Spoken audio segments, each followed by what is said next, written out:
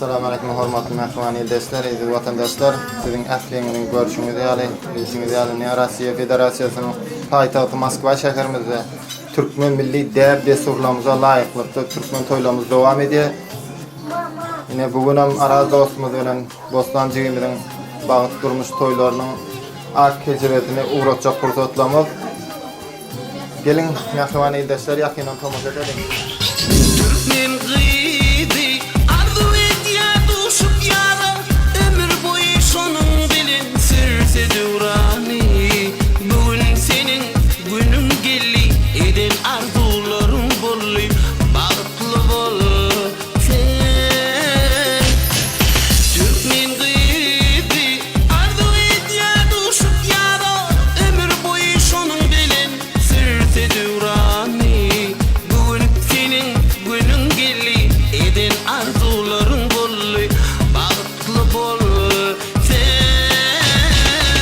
90 gaydım ağzının bahtın açık olsun. Hemişe bahtlı durmuşta yaşam. Koşulanın bilen koşarak. Bahtlı olun. Bahtlı olun. Hür yaraşar Leyli Mecnun'un karaşar. Gel sene gel, gel sene gel. Fatih'in Türkmen gelini. Asla vakti bekliyor. Gelen Türkmen gelini. Aşığının kolunu tutup gelen Türkmen gelini.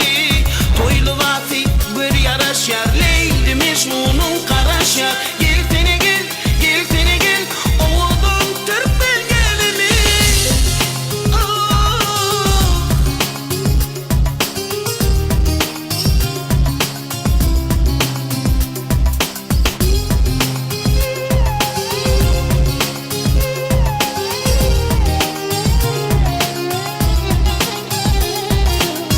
Yarın bilen uçun bağıt asmanına, konun bile altın bağıt kış gününe. Bugün senin günün gelli, eden arzuların bollu, bağıtlı bol sen.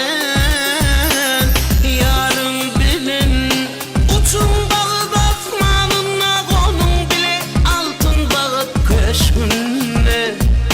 Bugün senin günün gelli, eden arzuların bollu, bağıtlı bol sen.